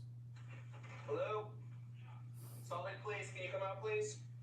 They found another occupant of the house, a guest who was staying in AJ's spare bedroom through an Airbnb booking. Hi, it's the police department. Are you renting this room? Yes. Okay. We are going to be serving a warrant on this house, so we need... Is there anyone else here? Just be... If you want to just grab your wallet. I got my wallet. Okay, we'll need you to come out then. Okay. He'd only arrived from the airport that morning and had no idea why the police were suddenly conducting a search on his host's house. Other than this guest, there was no one in the house, and there was no sign of Mackenzie. House clear, just the one Airbnb guy in the whole place. The police told AJ he was free to leave. You're free to leave. I'm not saying you can leave whenever you want. You want to check it? No, I just don't want you guys to use anything when I'm done because I gave them my phone and they used that against me before. So I just want to make sure that all you guys approve everything before I do it. You're free to leave if you want. Any idea where you want to go? Just, I don't even know. I don't have my phone on my pad, so I have no destination. Okay. Again, and I don't have a time frame, right? Like, I don't know if that Could be 10 minutes, could be a little bit longer. Yeah, so... I would assume you want to be here. Yeah, so I mean, you don't have... You're sitting right there. I have no problem with you sitting in the shade on the porch if you want to. Like, that looks miserable. Yeah, if you guys have my phone without my permission, and if you guys, they give it to you guys when you are here, and I can see what you guys are doing right now. That would make sense. But they took it with them. I didn't know what they were doing. And I don't either. So that I just think there's no fear. AJ left, he said, to go to the local library. Undercover officers followed him and learned that he didn't go to the library. He went to a Smith's grocery and the bank inside it. There, he bought a pay-as-you-go cell phone. A few hours later, after having gathered the evidence at the house, the police came to detain him. What's going on, man? Detectives are ready to talk to you about everything that's going on real fast, so if you want to tell them, I'll give you right back to the house real quick. For this Fox News over there. I know, I'm going to drive you back with my car. It's a camera, so... We'll stay away from the news. Yeah, we're not going to go by the news. But I don't want my face on the news. I will do that so it doesn't. Okay, so stand up. Okay, We're just gonna... Oh, are you arresting me or something? No. Stand up. And why you're gonna be detained for a little bit. You're being detained. But just for a second, okay? I got to put you in handcuffs just while we're driving. Your policy. We're just gonna go talk to detectives for a minute. The police confiscated his new cell phone as evidence. It was 7 days after Mackenzie was reported missing, and 10 days after the last sighting of her alive. So what did the police find at AJ's residence that was damning enough for them to detain him? They found multiple knives, a hammer, and a gun. In his car, they found dirt and debris. They also discovered a lot of electronics, including a router and a Wi-Fi mesh system. All these electronic items, including AJ's phones and computer, would be forensically examined. Our detectives collected multiple items of evidence throughout the night that are in the process of being tested and analyzed. This will take some time. But the most telling evidence wasn't technological at all. The investigators found a freshly dug patch of earth in the back of AJ's yard and heard from his neighbors that on June 17th, he'd been burning something there that had given off a foul smell. The smell of gas was outrageous. And I thought maybe I was in my bedroom and I smelled it through my window and I thought maybe it was my motorhome. And so I came outside to make sure, and there was the smell in the air that was just almost rancid. It was just really disgusting smelling.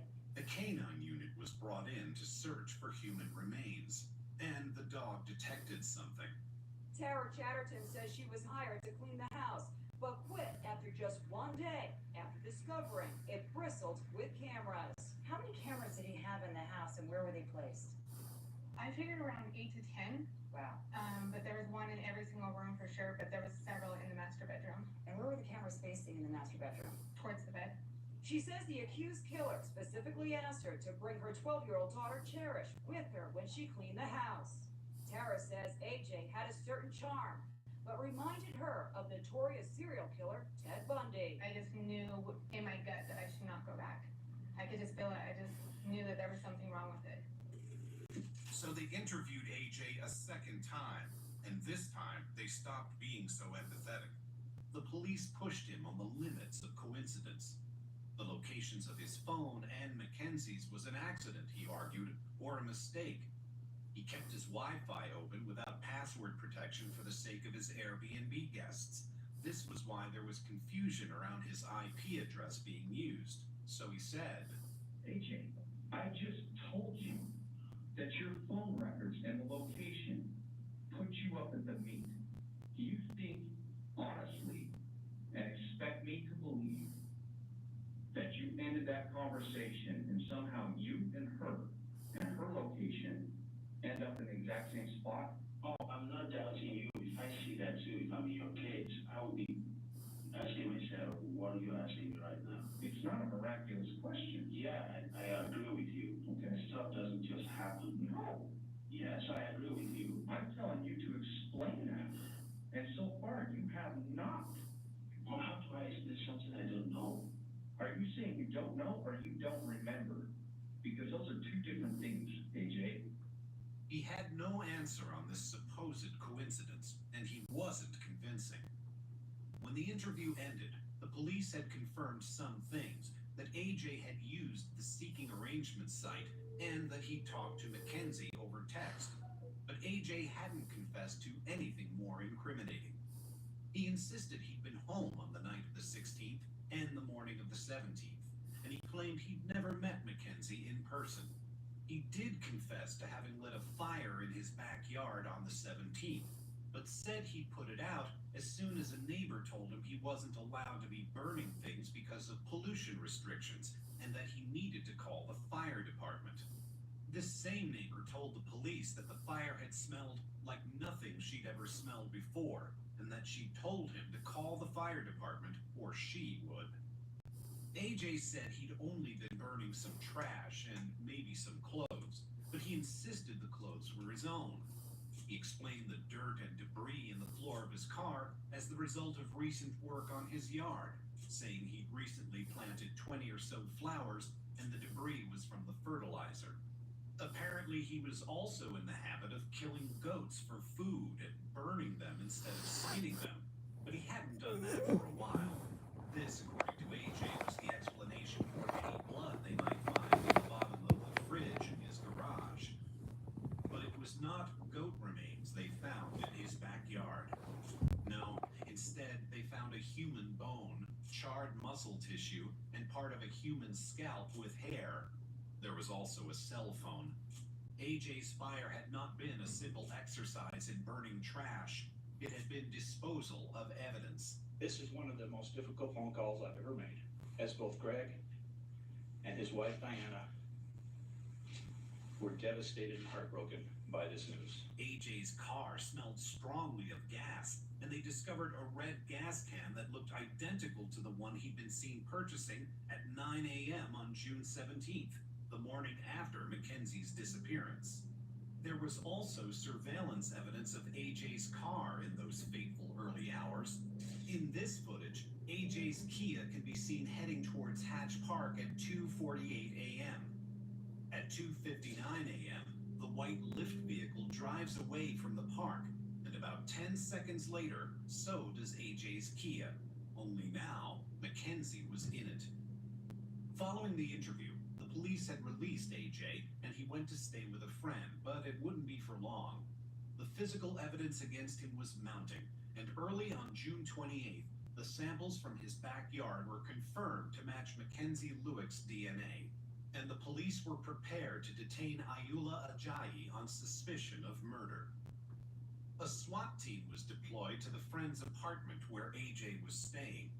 Meanwhile, one of the officers called him to encourage him to surrender.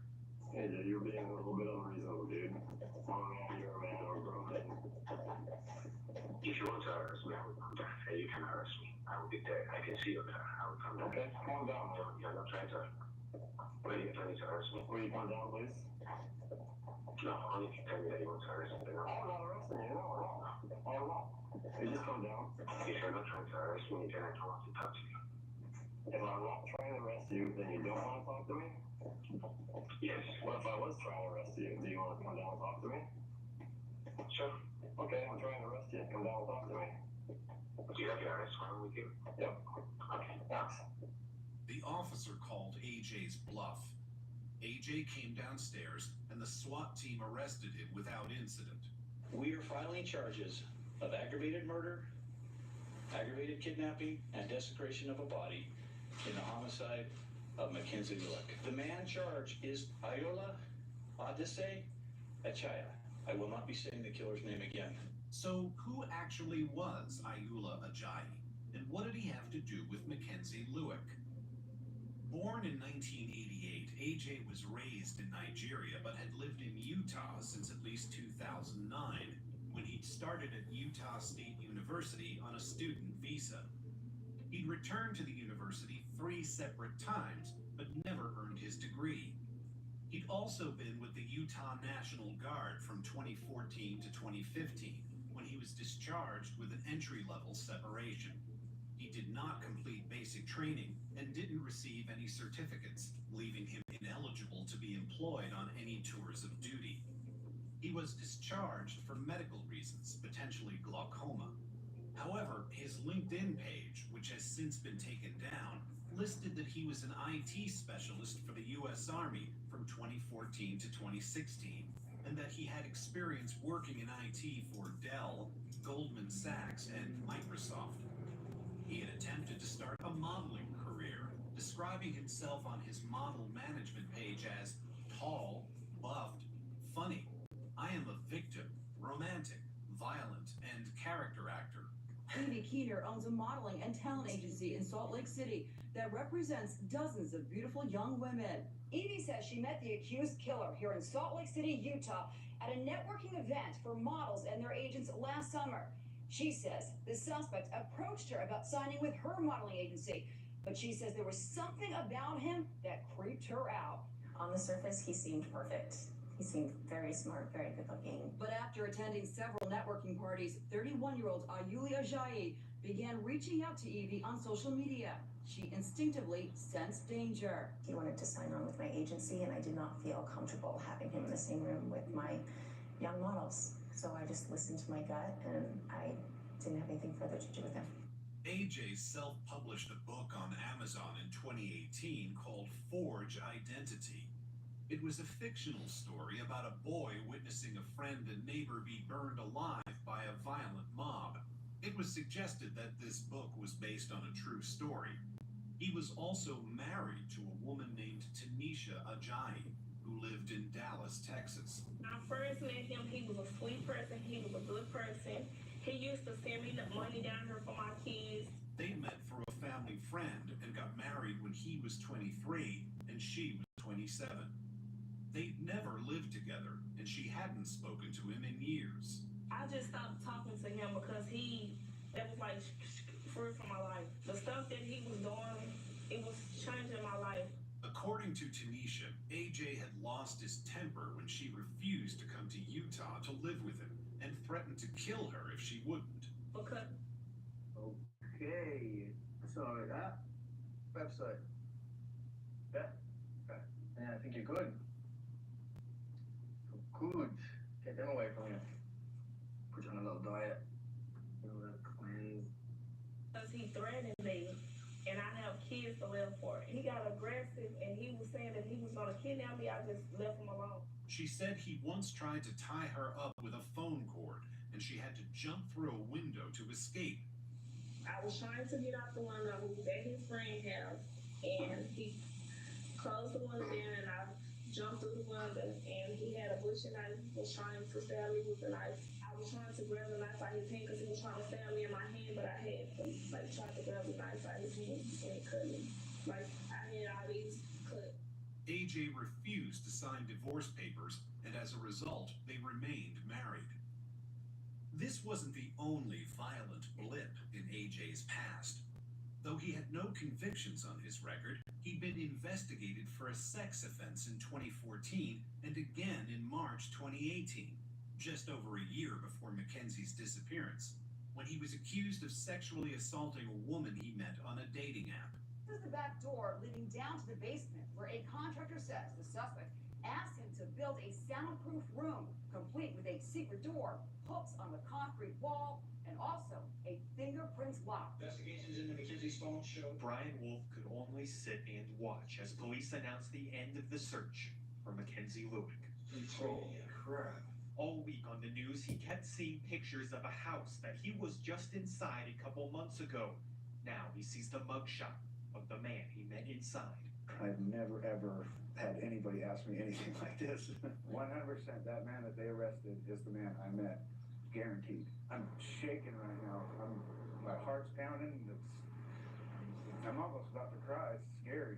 I feel sorry for that girl. He says murder suspect Ayoola Ajayi We just had to put his name down as AJ. wanted him to build a secret soundproof room in the basement right here with a thumbprint lock and hooks hanging from the walls. Just said that his girlfriend was coming into town and needed to get it done before she got there because she was a Mormon girl. She didn't know he drank, so he wanted to hide her alcohol from her. And I was like, well, why do you need it to be soundproof? I told a lot of people that I thought something weird was going on over there, and it turns out there obviously was. He was adamant about getting it done really fast, and money was no object, and he needed to get it done before his girlfriend came into town. He says he still isn't sure what AJ actually wanted the room for. Well, I could totally do it, but I never would have done it. There's no way. But whatever it was, he refused to be a part of it. I just had a gut feeling that the room he wanted built wasn't appropriate for anything. It wasn't something where somebody would want to be in that room alone with him. And even my nephew, when we got out to the truck, we both looked at each other and was like, that was weird, right? And he was like, yeah, that was hella weird. We're not doing this job, right? And I was like, hell no. AJ's history only heightened suspicion, and further searches of his property uncovered damning evidence. The police found clothing with bleach and bloodstains on it, as well as a bloodied shower curtain. AJ was already under arrest for her murder, but they still had to find her body.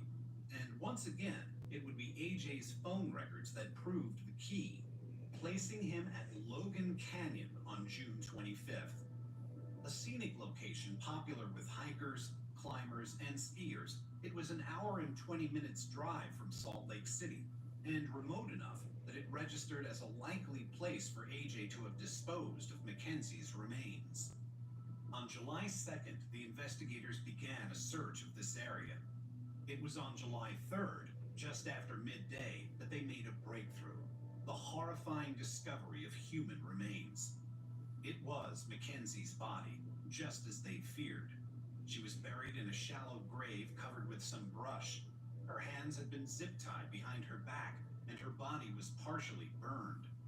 There was blunt force trauma to the head, and her killer had made an attempt to bury her body, but not well enough. Finally, on July 10th, Ayoola was formally charged with aggravated murder, aggravated kidnapping, obstructing justice, and desecration of a human body. What he'd done to Mackenzie Lewick was both awful and awfully simple. He'd arranged to meet with her after connecting on the Seeking Arrangements site back in 2018. They agreed to meet up after Mackenzie got back from California, and she had her Lyft driver drop her off at Hatch Park. She even acknowledged the strangeness of this to her Lyft driver. Making small talk, they commented on something being strange, and she said, "Not as strange as where you were dropping me off in the middle of a park so late at night." But this was according to her plan with AJ, who would pick her up there and take her to his house. And that's what he did, but she couldn't have known what he really planned. When they got to his house, he tied her hands behind her back with zip ties and started to choke her with his hands. When this wasn't enough to kill her, he used a belt and hit her on the side of the head. According to the autopsy, it was this blow that ultimately killed her. On June 17th, he attempted to burn her body in his backyard, but was prevented by his neighbor, who questioned the smell.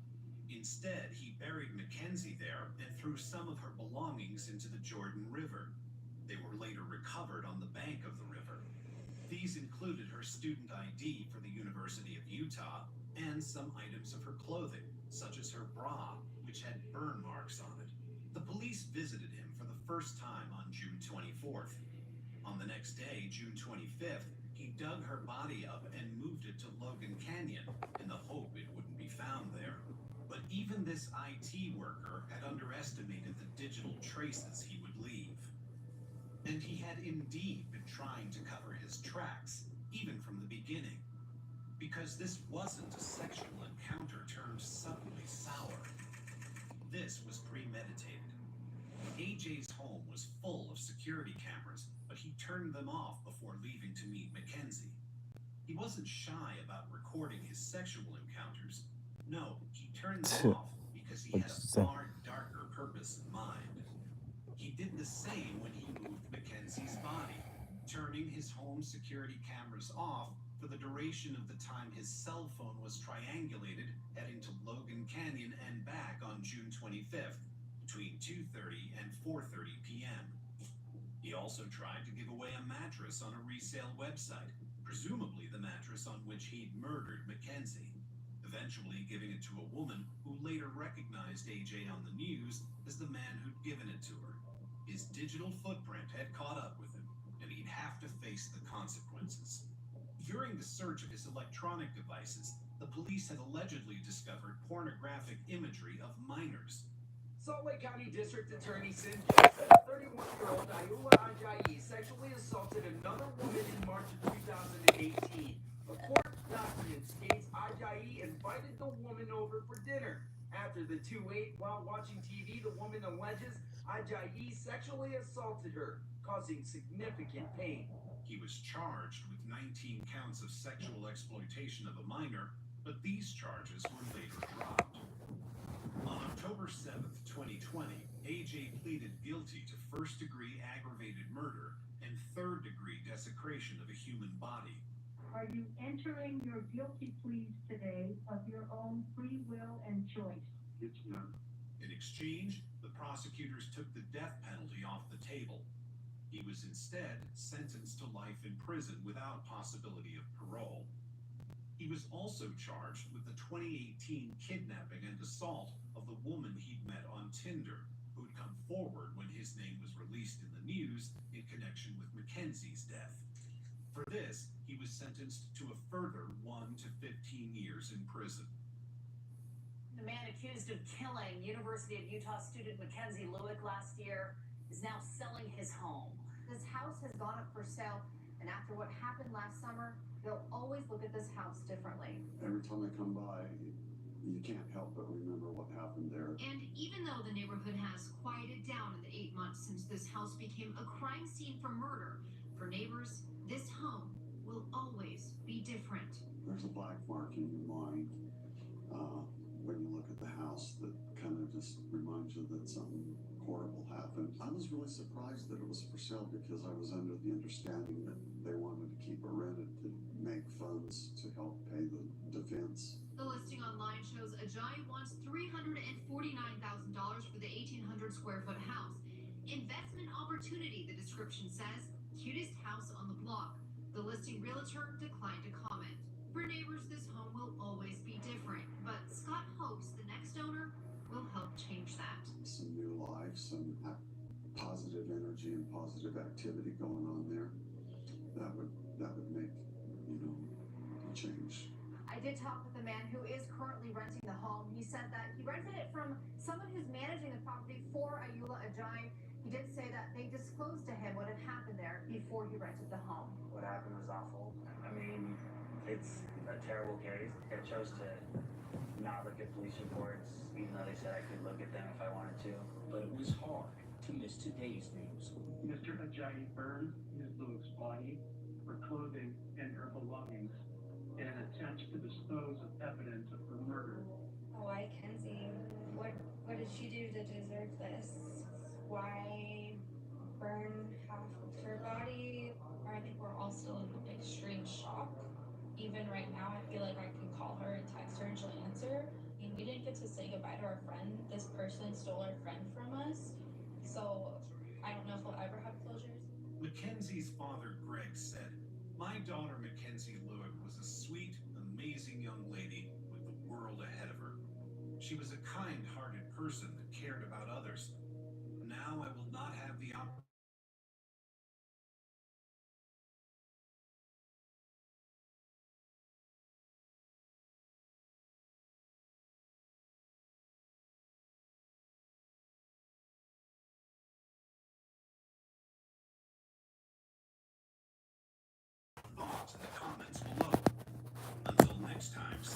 You fell asleep on live? Me too. I gotta get up though. I gotta go outside and change the internet and all type of shit. So whenever I get this internet back going, I'll start it back up. How you sleep though?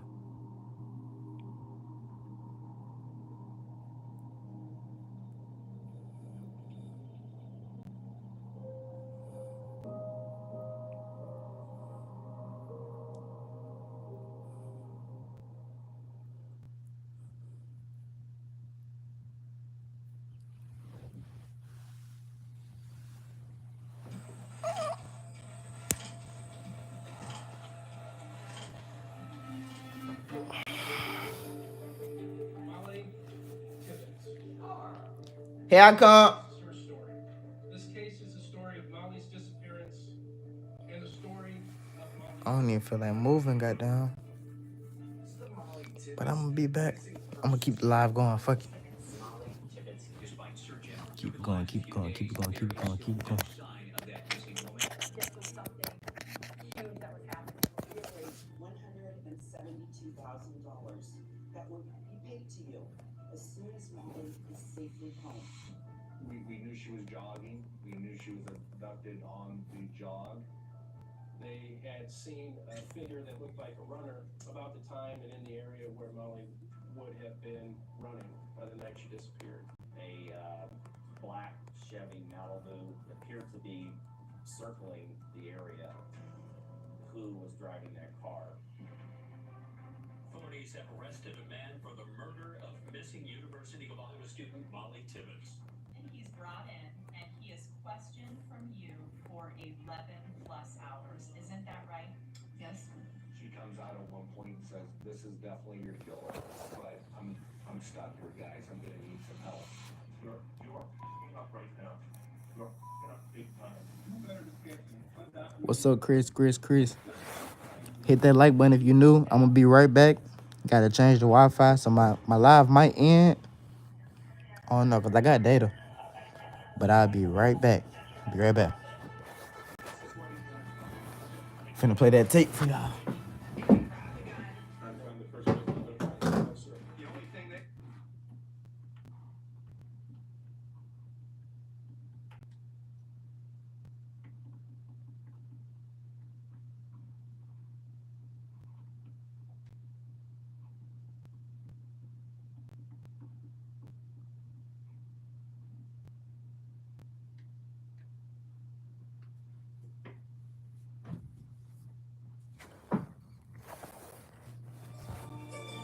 I'll be right back, y'all.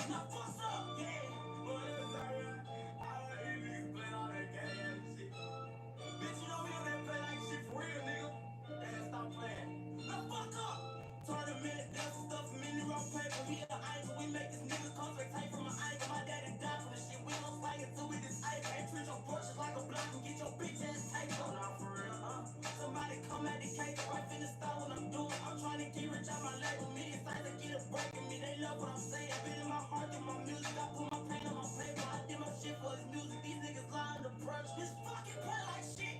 It's not no fucking joke, nigga. Yeah, we gonna smack your shit, bitch. For real.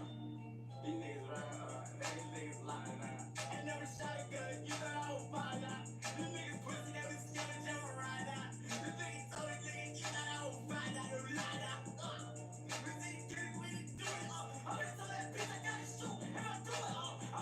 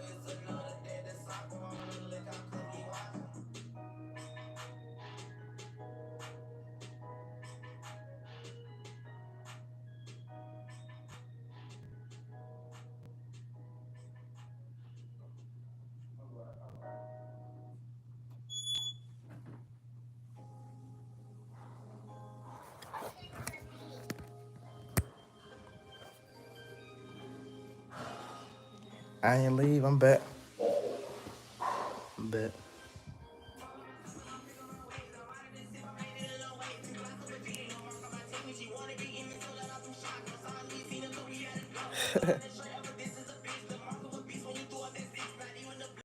I'm back though. I'm back. I'm back.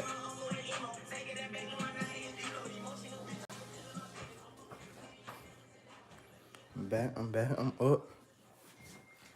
Alright, show me what something. Alright, this the attic over here.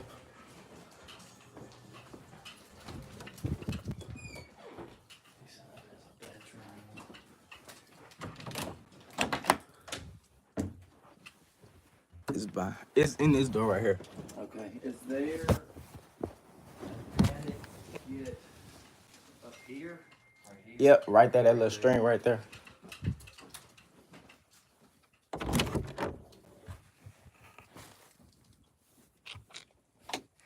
There you go.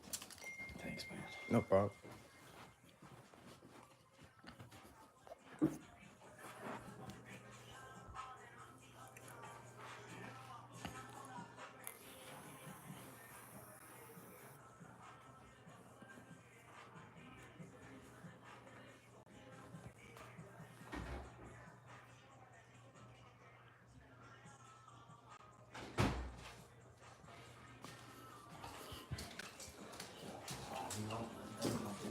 Feasible, we might do what we got. Okay, okay. So will we still be able to get the new Wi-Fi though? Yeah. Okay. Yeah, it's dude. AT&T is like friggin' Honda. Okay. They upgrade and tweak and you know what I mean, and upgrade stuff. And they want me to run the fiber all the way to the box. But what happens in homes like this, sometimes you can't get it. It's too far. They Well, can't it's go not too too far. far, but I can't run the wire because you got a bunch of spraying foam and it's sealed up there. It's something that like an electrician that could just sit here all day or days and friggin' just tweak a little, do this little bit and do this little bit. You know what I mean? Gotcha. They expect me to be done in like an hour. Right. And okay. I mean, it's just that's not enough time. Mm-mm. Okay. No, I wish it was. Right. So we'll just do this, which is this exact same thing. The fibers actually ran to another box right out there, and then it's just an Ethernet line to here. So it's not much of a difference. It's the same speeds, all of that. Like a lot of apartment complexes and stuff, you have to run it that way, but it's AT&T. Okay.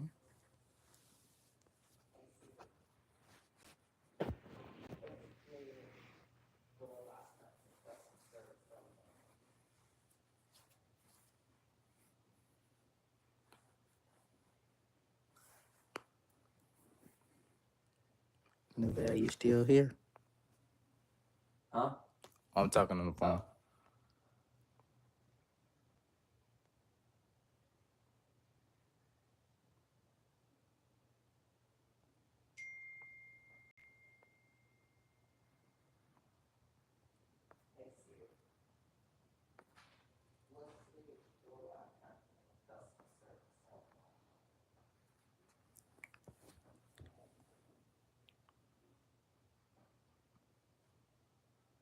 Okay.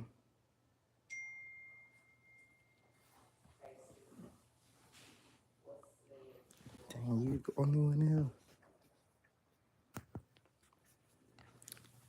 Might as well give me the next digit.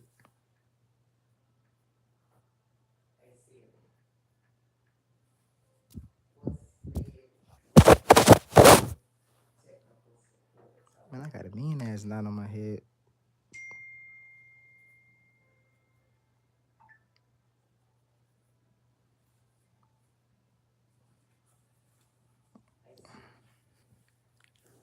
That's what you're supposed to do.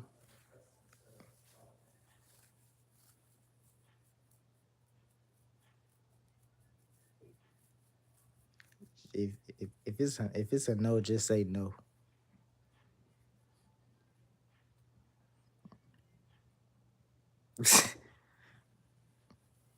What you say? I've been slipping.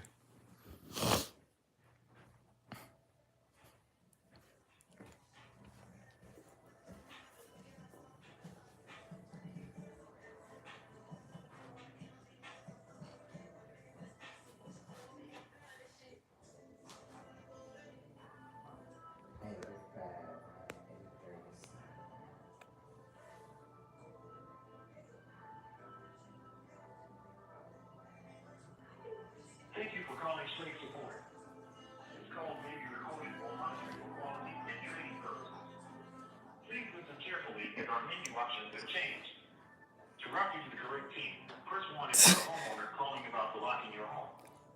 Or press 2 if Alright. you're a contractor.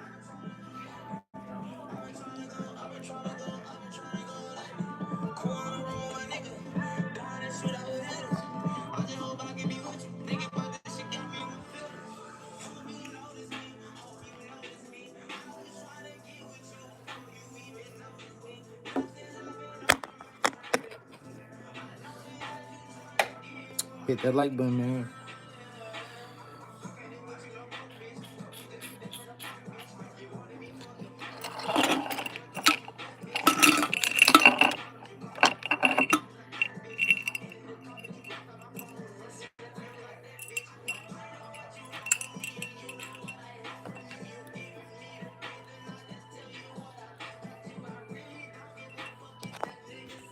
Dang, I need that other hat though.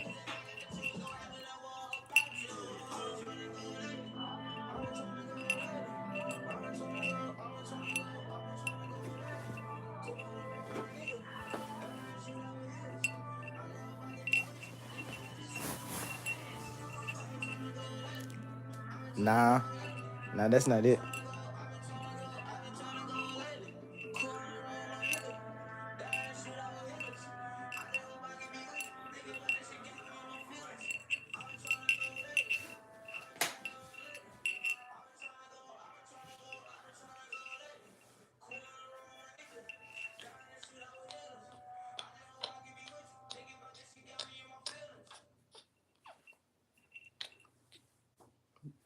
Damn, what you was swimming for? Hi.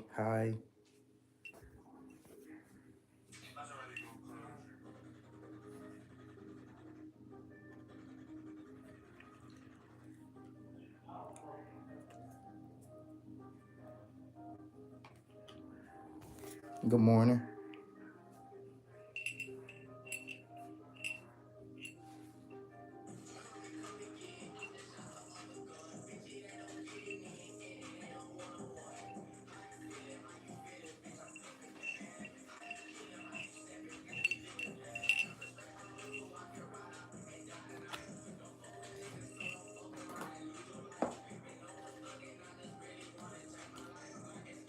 Oh, I need to go.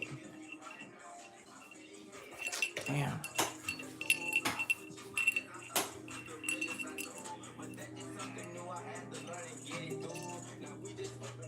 I need to find me some new shoes before I fall down these stairs.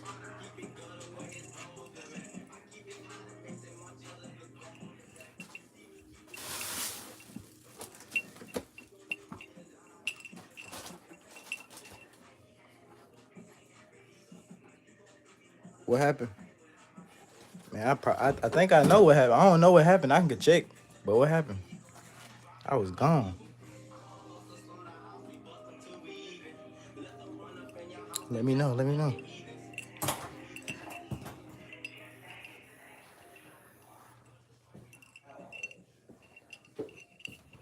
I might just run downstairs right quick, but I'll be right back. That's fine, dude. I mean, I'm just sitting here right now. I'm trying to log on to this modem. It's not letting me. So as of right now, I'm literally just sitting here. Do you need to get on the Wi-Fi to do that? No, I've got to put my phone onto the new equipment, and it has trouble wanting to do it. It just takes freaking forever. So Okay. yeah, so I'm like literally just sitting here. Okay, no problem. I'll be right back though. Yeah, man.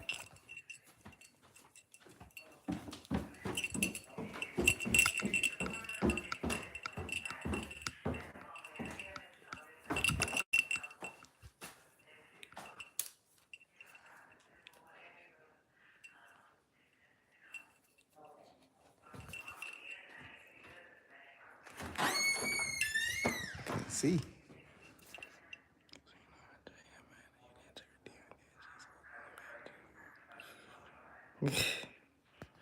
Oh no. I'm trying to tell her, Rashid.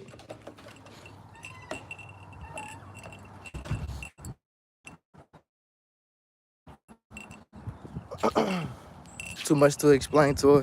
She ain't understanding me.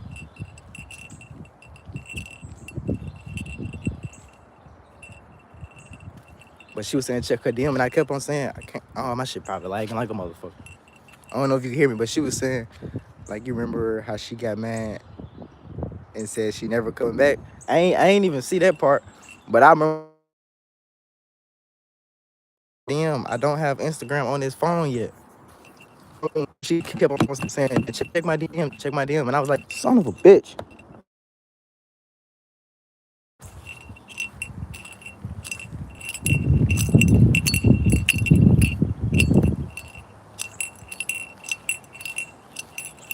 I hope you heard me though.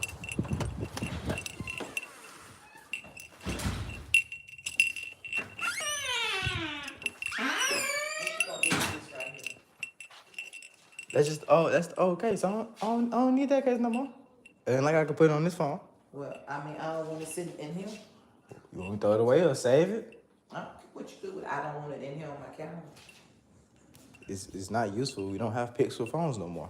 Okay, well, I don't want it on my camera. Trash it goes.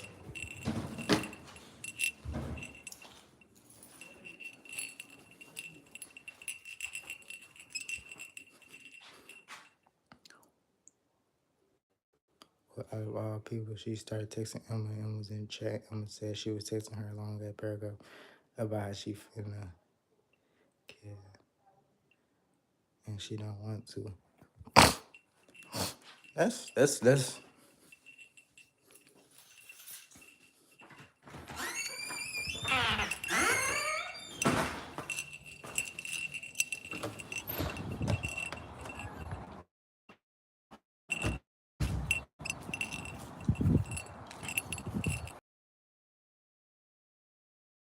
right at the night. But yeah, that's crazy. She want me to check her DM. Her DM ain't gonna